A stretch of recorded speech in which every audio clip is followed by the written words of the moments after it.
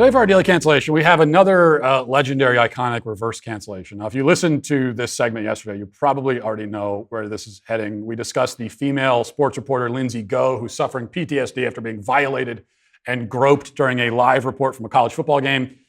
She decided to do her live hit while 90,000 drunk fans were, walking by, and a few of them screamed in the background. One briefly touched her shoulder, and this was all a very traumatic event for her.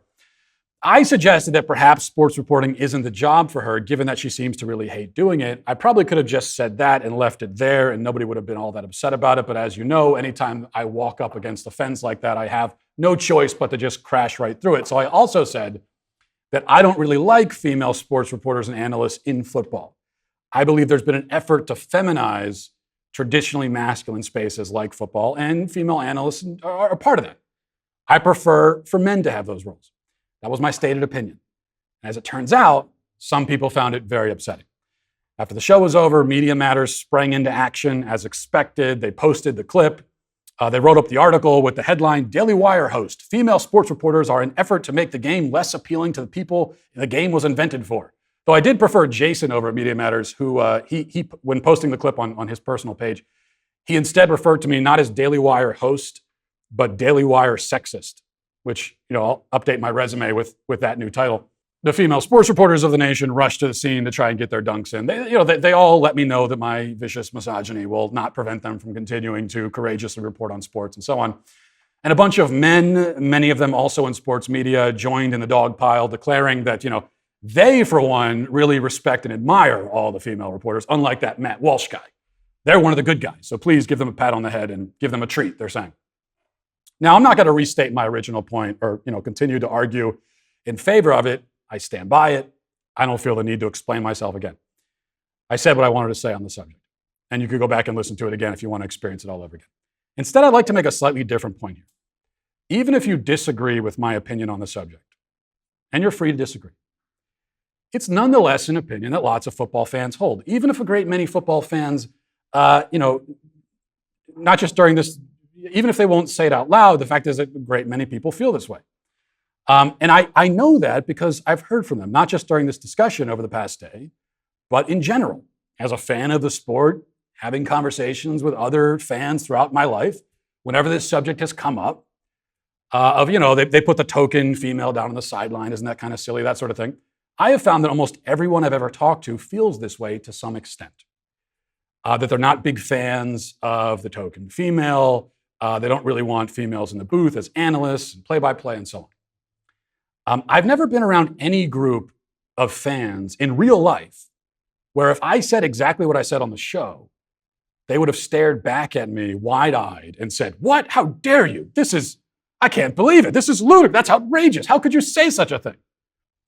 I have never in my life ever gotten any reaction like that or seen anyone else get that reaction for saying what I said or something similar. Yet that's the reaction I got on the internet and from Media Matters and from the media. Now, the fact that lots of people feel this way and that it's pretty normal, pretty mainstream opinion in the real world, that doesn't make it right. That's not my point. My point is that this is yet another time, one example of many, where a normal, commonplace opinion or preference is treated as if it's not only wrong, but shocking. Now, yeah, it's a relatively small issue. I do think it's symptomatic of something larger, which is the erasure of male spaces, and there's also an erasure of female spaces happening at the same time. But the issue of female sports reporters, in and of itself, not a big deal. I didn't say it was a big deal. I just said my opinion. But the game, as always, is to treat an opinion, a common opinion, even on a small issue, especially on a small issue, in fact, as if expressing it is tantamount to mass murder, right? So react this way to it, and lots of normal people with that normal opinion will kind of throw their hands up and say, "Whoa, okay, if it's that big of a deal, then never mind." This tactic, I think, is especially effective on the small issues because most people will figure that it's just not worth fighting about. Okay, if you want me to like female sports reporters, fine. I'll pretend that I do at least, just to make you shut up. And that's how we normal people usually respond. And it's how we, over time, have been shaped and molded by the media and the mob. Agreeing to stay silent about this issue over here, agreeing to pretend to have that opinion over there, agreeing to, pretend that we're offended by this or that, and on, little by little, playing the game in these seemingly insignificant ways and not realizing that all we ever do anymore is just play the game. And we've lost our authentic selves. We don't even know what we think anymore, what our real opinions are. Because we've been hectored into submission, piece by piece, like getting pecked to death by a million chirping little parakeets. So, why did I say what I said about sports reporters? Well, why do I say many of the things I say on the show? Well, because I believe them to be true, first of all. I think it's a point worth making. But also I say it because I know you're not supposed to, right?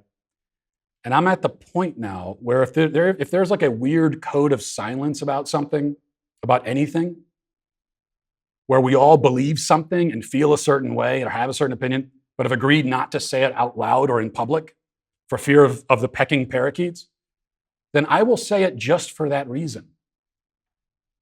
You might call it trolling, you might call it contrarianism, you might call it provocation for its own sake, and you might be right, but the alternative is just intolerable to me. The alternative is to just shut up and pretend that your opinions are not your opinions. And so that is why I am not canceled today, and instead have once again canceled my cancelers, which is always a fun thing to do. Listen, hit that subscribe button right now. Do it right now. I thank you for your compliance.